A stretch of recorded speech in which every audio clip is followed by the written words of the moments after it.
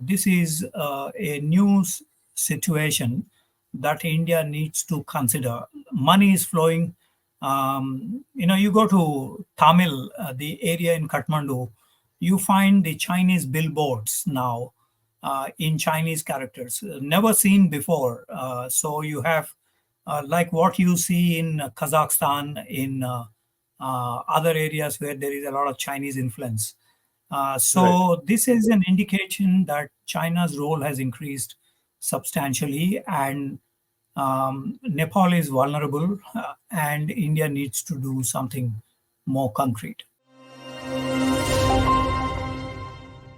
Welcome to the Gist on StratNewsGlobal. I'm Ramananda Sengupta.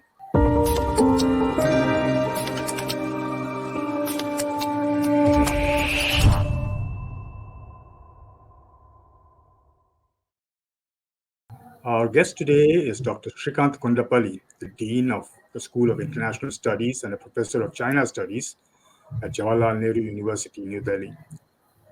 Apart from being one of India's foremost experts on China, he's a regular columnist for several Indian and foreign publications and the author of 6 books on China, which are a must-read for those who are interested in the ways of the dragon. Thank you so very much for joining us today, sir.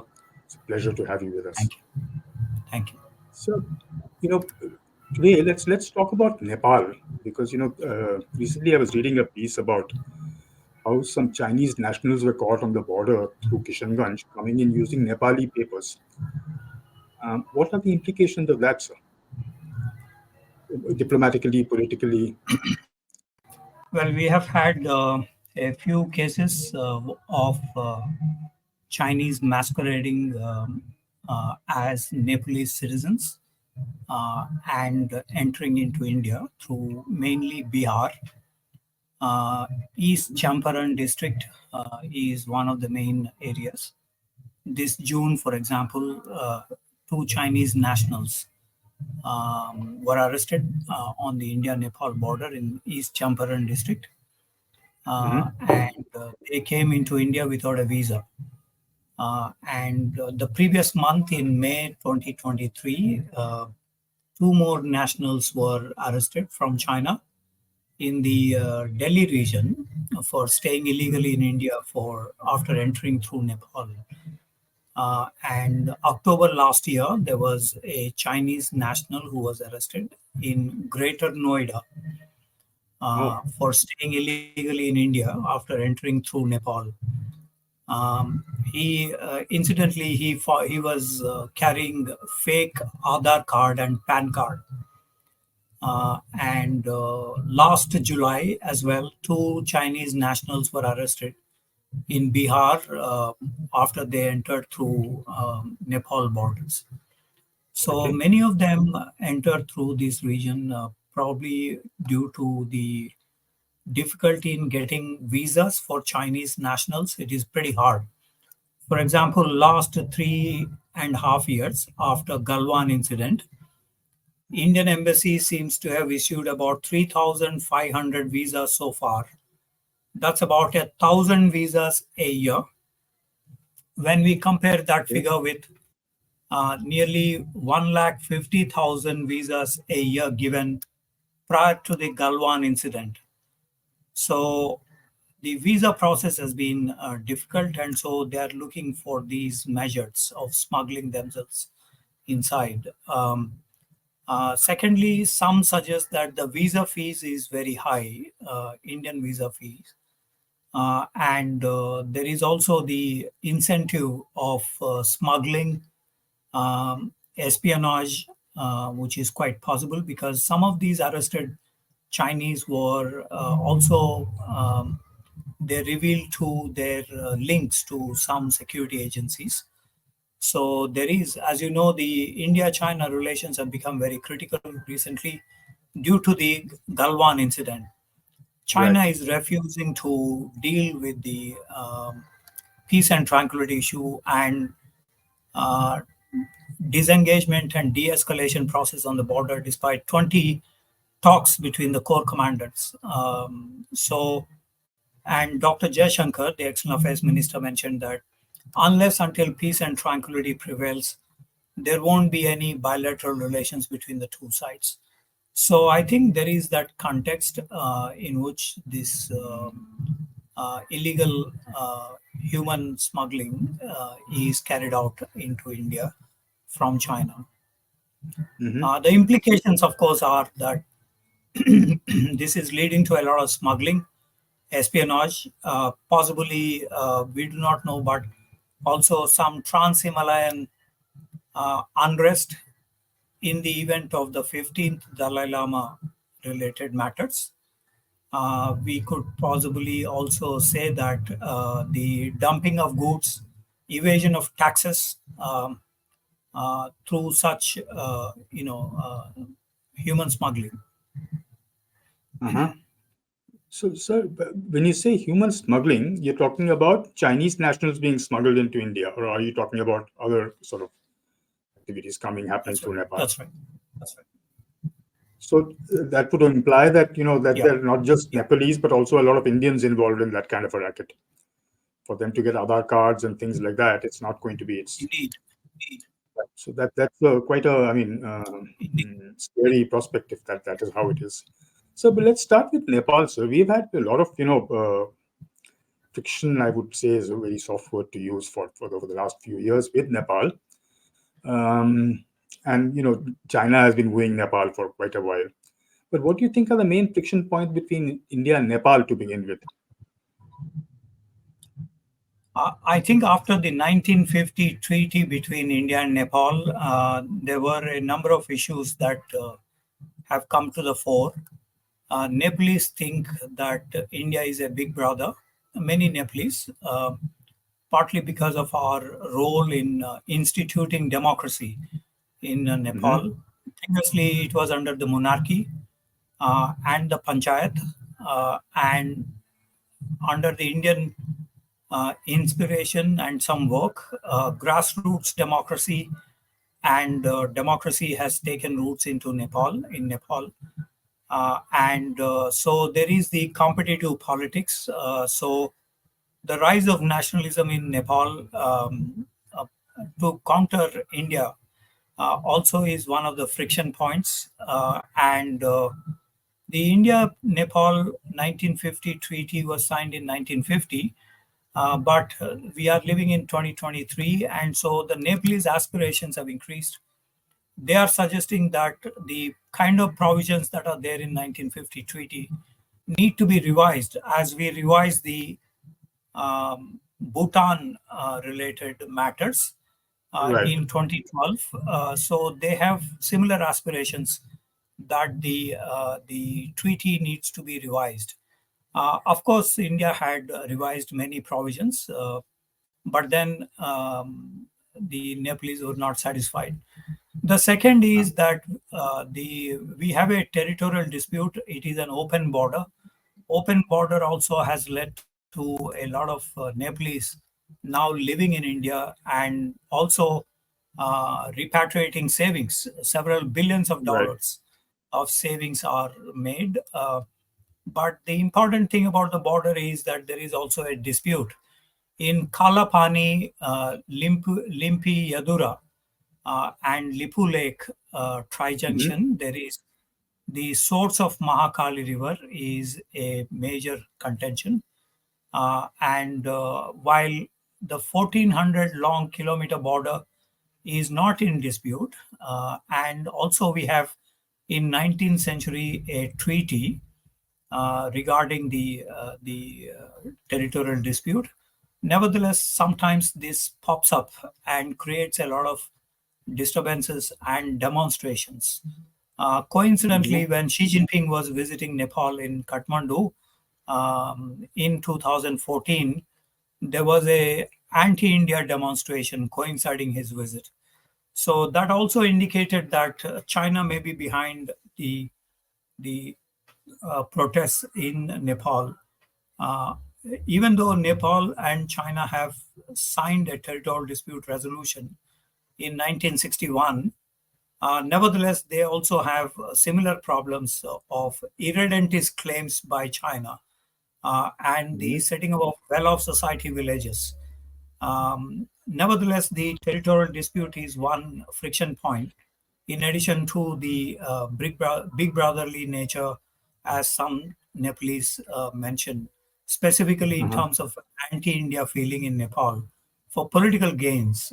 So that is one. Uh, I think the other friction point is that nowadays the Nepalese politicians want to balance India through China, and that Right. creates a lot of tension because in 1987, for example, Nepal had imported $200 million of arms from China, and this resulted in the then governments of Rajiv Gandhi and Chandrasekhar closing the borders with Nepal. That created a lot of popular resentment at that time. Right. Including recently after Bihar elections, when the Madesi agitation took place, there was Hmm. the energy supplies have been stopped by the Madesis because they were concerned about the constituent assembly role. So there is a domestic unrest which spilled over into the India-Nepal kind of problem. Yeah, these I are the see. friction points that one could see. So one of the other points that I heard mentioned was that about the Gurkhas being recruited because of the Agniveer scheme. That too, I believe, is causing some problems. But suppose That's the right. last issue that we had vis-a-vis the Madeshis, I believe our government has taken a very, very clear decision not to sort of be seen as interfering in Nepali sort of internal politics or whatever it is. And because that was quite a virulent anti-India campaign during the Madeshi blockade. And I think as part of its neighborhood first policy, they're trying to sort of woo Nepal using hydropower, which apparently Nepal can now even export to Bangladesh via India. That's one. And also, of course, digital payments and UPI. But given the tug of war that seems to be happening right now between, India and China over Nepal, and given the fact that Nepal has a communist government, or rather, it's had a series of governments over the last. I think they've had almost a government every year. I don't think they've really reconciled all that well to democracy yet, but I'm sure they will, I suppose. But is that enough, sir? Just sort of putting away the other friction points and saying let's talk trade and let's talk better relations. Is that enough from our side? I think India had extended some 8.8 billion rupees of aid to Nepal, Mm-hmm. quite a substantial because this is higher than what India had given to most countries as part of its external aid. Mm-hmm. Secondly, India has also suggested to import of energy resources from Nepal. Nepal has a Mm-hmm. capacity of 40,000 megawatts through its hydroelectricity potential, and India provided an alternative market. During peak time, winter time, when the demand surges in Nepal, India supplies energy to Nepal. So it is both ways, and this is very important for Nepal to sustain the cold weather conditions that they have. Also, in terms of investments, there is a lot of investment that flow from India to the infrastructure projects, Uh-huh. especially also in hydroelectricity, roads, Right. telecom sector, and other areas. So, as a part of the neighborhood first policy, Prime Minister Modi visited Kathmandu. In fact, that was one of his first visits when he took over in 2014. And also, very high level political contacts between the two leaderships is carried forward. Given the proximity of the Nepalese Congress and other factions, political factions in Nepal to Mm-hmm. the Indian establishment, they have family ties, they have traditional, historical, cultural ties to India. Right. The Many of the temples in Nepal have the Indian priests as part of the tradition, So it is actually a very symbiotic relationship, which for some reason has now become animated due to the China factor. And Hmm. even on China factor, when the earthquake struck Nepal, there is an agreement between India and China that India will take the front seat in terms of the aid program Right. when the relief operations have to be done. Also, in terms of energy and other exports, 1 million tons of oil is exported through these places from Bihar, UP into Nepal. And that is a big lifeline for the Nepalese because the Chinese could only promise about 10,000 tons of oil as an Hmm. alternative, which is just about 1% to 3% of the requirements of Nepal. So it is actually a solid relationship that we need to nurture. Hmm. And we could do probably more in terms of, as we are now trying to do in terms of the railway connection that Right. we already began, and also offering Vizag port as an entrepot for Nepal because it is a landlocked country. Also, we suggested BBIN, Bangladesh, Bhutan, India, Nepal quadrilateral, subquadrilateral, in order Right. to integrate the infrastructure projects, roadways, and standard gauge measures. So a number of initiatives have actually been on the pipeline, and because it is a mountainous area, it takes time for the infrastructure to really come Hmm. about. So you mentioned mountainous areas, but is that one of the reasons I think that China and Nepal really haven't had a huge trading relationship is because they're blocked by the mountains anyway. I mean, in the sense that even if they were to try and trade, they would only be able to use a few passes to get their things across. Whereas, and also to reach any Chinese port, it's a long haul from if you were to send it via Nepal. I mean, via China. Geographically, I guess that's a big sort of a block for China. Has that sort of eased a little? I mean, because of new technology or whatever? Because I'll tell you why I'm asking this. I remember reading somewhere that at one time India's, BSNL and Airtel used to dominate the internet facilities in Nepal. But now the Chinese are offering much cheaper internet connections. But because the Chinese network is so sort of, uh, policed, apparently the line that they have is pulled all the way from Hong Kong. So, I mean, Yeah, well, the you're right that there are geographical barriers for China to enter into Nepal, but we need to also consider that they have set up 6 border trade posts at Kodari, Nyalam, mhm, Rasua, Kerung, Yari, Purang, and also Changchung, Chungkola, and Rio. There is okay, the Kimatanka River and also Mustang to Legzo. right, The Rasua route is being opened up. Kodari Road is already long ago it has been opened up, and China is now trying to attract the Nepalese by a railway line from Lhasa to Shigatse to Kathmandu through the hmm, Kodari kind of parallel line. But this right, is going to cost about $56 billion, and Nepal's GDP is about $20 billion. So uh-huh, we have a potential Hambantota here in right, terms of Nepal getting into a problematic in terms of payments of these debts to China.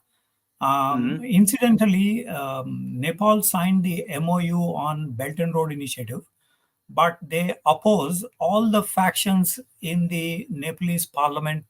They oppose the provision that there should be a harmonizing between China and Nepal. So there is no consensus on the specific Belt and Road projects, even though China had invested in data centers, as you just mentioned. The Chungshing ZTE had invested in 4 data centers in Biratnagar, Kathmandu, Hetwada, and Pokhara, where there is Okay. also an airfield that was constructed, and also an accident that happened recently. Oh. They also have an airport in and dry ports at Larcha, Mm-hmm. and other infrastructure projects that they have constructed. And then there is the hydroelectricity projects, Trishuli, Buddhigandak, although that was in controversy um, between different successive prime ministers in Nepal, and also some money transfer between some of the leaders.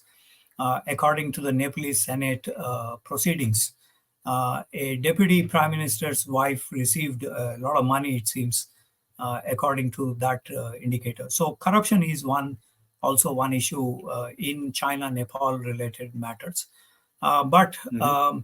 I was trying to say that the India-Nepal is relatively more secure transportations.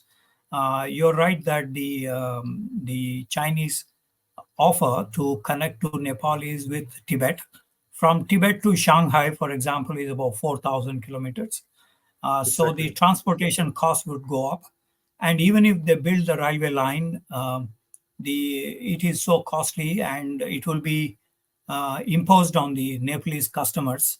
Mm-hmm. And as I was mentioning, there is a potential Hambantota lease, kind of a 99-year lease, that Right. may fall on Nepal if they are not able to pay back these $56 billion. Mm-hmm. So, whichever way you look at, China is a problematic for Nepal, while Mm-hmm. the historical cultural links with India, I think, are much more robust in nature. And with the 2 million Nepalese living in India, there is a huge savings that Nepal receives every Right. year. I think that needs to be worked out in a more harmonious manner, so that we have good relations between India and Nepal. Mm-hmm. So, Nepal has also signed up for the Belt and Road Initiative, as you know, but this time I believe when Prachanda was returning from New York from the UNGA, he stopped in China for some time. I believe that things were not very, very sort of, smooth because Prachanda first said, I will not agree to a security umbrella with the Chinese, number one. Number two, I think the Chinese are trying to push some of their BRI projects, and Prachanda said no. So that is causing some issues. What would a full-fledged tie-up with the BRI with Nepal with China mean for India? Well, historically, the British thought the Tibet is a buffer zone between Qing dynasty and British Indian Empire. But 20th century, with the PLA march into Tibet in 1951, Tibet has been integrated into mainland China. And now with the BRI projects, China wants to integrate Nepal into its orbit. Mm-hmm. So the buffer zone kept changing from Tibet to that of Nepal now, which basically will have a very drastic impact on India's national security. Obviously, yes. Partly also because the Chinese military is now conducting exercises with Nepal, which is actually in violation of the 1950 treaty, but that's simply that has happened. For example, there is the at Maharajganj, there was the joint military exercise between Nepal Army and the PLA in terms of para training school. There is Mm-hmm. also the Sagarmatha friendship that began in 2018 between Nepal and China. I guess these will increase the friction points between India and Nepal in terms of the Chinese intervention. With the Belt and Road Initiative, the Chinese troops movements in Nepal could be a possibility in future. That is going to be a very big challenge for India in terms of the PLA presence in Nepal, and also in terms of the transit that they may demand from Nepal in lieu of the investments that the Chinese are making in Nepal as part of the BRI projects. Right. BRI is not a consensus issue in Nepalese politics today, but Oh. China is pumping in a lot of money. There are a lot of accusations that a former prime minister received hundreds of crores of Nepalese rupees, and several members of parliament also received a lot of money. These are what we gather when we go to Nepal and interview people there. Hmm. This is a new situation that India needs to consider. Money is flowing. You go to Tamil, the area in Kathmandu, you find the Chinese billboards now in Chinese characters, never seen before. So you have like what you see in Kazakhstan, in other areas where there is a lot of Chinese influence. Right. So this is an indication that China's role has increased substantially, and Nepal is vulnerable, and India needs to do something more concrete. What would you suggest? What could be the options that India has? I mean, we must have already told Nepal that we are uncomfortable with the exercises and the idea of PLA troops in Nepal. Beyond that, what else can we do? One is to revise the 1950 treaty to accommodate the Nepalese concerns. Hmm. Second is to further integrate in terms of economy, and India is growing at 7 to 8%.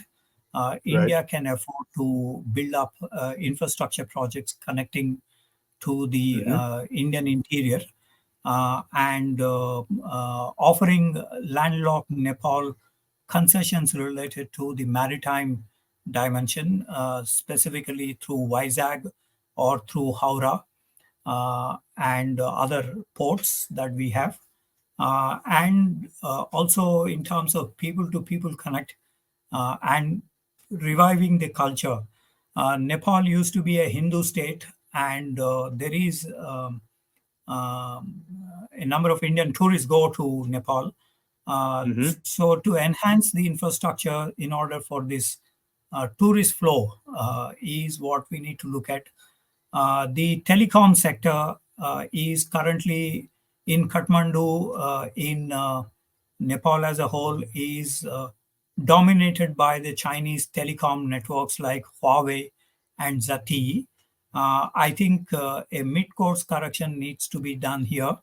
Nepalese telecom representatives have approached several ministries in Nepal and have been able to really penetrate their systems, especially during the last ambassador, Ho Yanchi. She was able to just bulldoze through various procedures in Nepal and expand the Chinese influence. Through Confucius Institutes, through various Lumbini development project of nearly $3 billion, or other areas. So I think India needs to step up. India needs to further expand our historical and cultural relations with Nepal. I see. Because so, I mean, I think India has been trying vis-a-vis, particularly vis-a-vis this, neighborhood first policy. But I'm not very sure how. I mean, that kind of stuff takes a bit of time. Not going to happen overnight. You know. And one last question, sir. You mentioned Lumbini and the Buddhist tourist circuit as well. Would it be coming back to our original question about Chinese infiltration into thing? Could it be that a lot of the Chinese that come in as part of that Buddhist tourist circuit into Nepal, and then from there they come in into India? Or do you think they get their access to Nepal is far easier?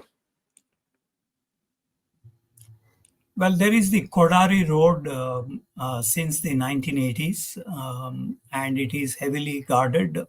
Previously, Tibetans used to come through that route, nearly 5,000 Tibetans a year. Now that has Hmm. trickled down to about 260 odd Tibetans. refugees. And China also has a lot of restrictions on the Tibetan refugees in Nepal. The Chinese police intrude into Nepal to take away physically the Tibetan refugees in Nepal. They also remove the ballot boxes. As you know, the Tibetans are conducting elections. Uh, That's right. Thrice successfully, Lobsang Sangye and currently Pempa Sering have been elected as prime minister, and quite a sizable Tibetan presence in Nepal, although highly restricted, because Nepal has said that Tibet is an um, uh, it is a part of China, but most important, they have provisions now for the entry of the Chinese police into Nepal. Oh. So this has created a lot of problem for the Hmm. Tibetans. But most important, I think the Indian side needs to persuade the Nepalese to as a democracy, fellow democracy, they need to be persuaded to allow the Tibetans to conduct free and fair elections I see. in the Nepalese territory, and also remove restrictions on the Tibetans in Nepal, given Hmm. the larger issues of the 15th Dalai Lama and the well-off society villages that China is constructing, even in Nepal, not just about India-China border areas or Bhutan, but also even in Nepal that they are doing this. So, in the light of this, the Nepalese leadership and Indian leadership need to come together. We actually have good relations with Nepal. If you look at Prime Minister Oli's visit, Prachanda's visit recently, and Hmm. others. A number of projects have been announced, and Right. so I think more intensive dialogue is necessary on both the fronts Wow. in order to counter the larger challenge here of that of China, because Hmm. what China is trying to do is not just Nepal, India, but they are planning to, according to the 19th Communist Party Congress resolution in 2017, they want to occupy the center stage, which means basically global hegemony. So it is Right. not just about Nepal and India or South Asia or other countries. It is about global hegemony. I think Hmm. Nepal and India needs to come together. The MCC that United States has suggested to Nepal with a $500 million aid project to Nepal, the it has really rattled the Chinese to a large extent. So I think India also need to coordinate with other countries so that the China challenge is addressed in Nepal. Wow. Also, about 10 days ago, the Nepalese, Bhutanese, Bangladeshis, Pakistanis, Mongolian foreign ministers, they all met in Ningchi prefecture, opposite to Arunachal Pradesh. And they have a Himalayan kind of a forum that has been evolved under the leadership of China. So I think there are larger issues that Nepal and India needs to consider. The larger issues is about the hegemonic designs of China. I see. I would love to have you again, sir, because simply to discuss India-China ties in a broader way sometime down the line, it would be, I think, I know I would learn a lot from that. So thank you very, very much, sir, for joining us at such short notice and for such an enlightening, sort of a discussion that we had just now. Thank you very much, sir, and I Thank you. hope to see you again. Thank Thank you, you. sir. That was Dr. Shrikant Kondapalli, one of India's foremost China experts, talking to us about the tug of war going on for Nepal between India and China and ways in which we need to fix that problem. I do hope you enjoyed this particular episode of The Gist. And don't forget to like, share, and subscribe at the buttons below. See you the next time. Thank you.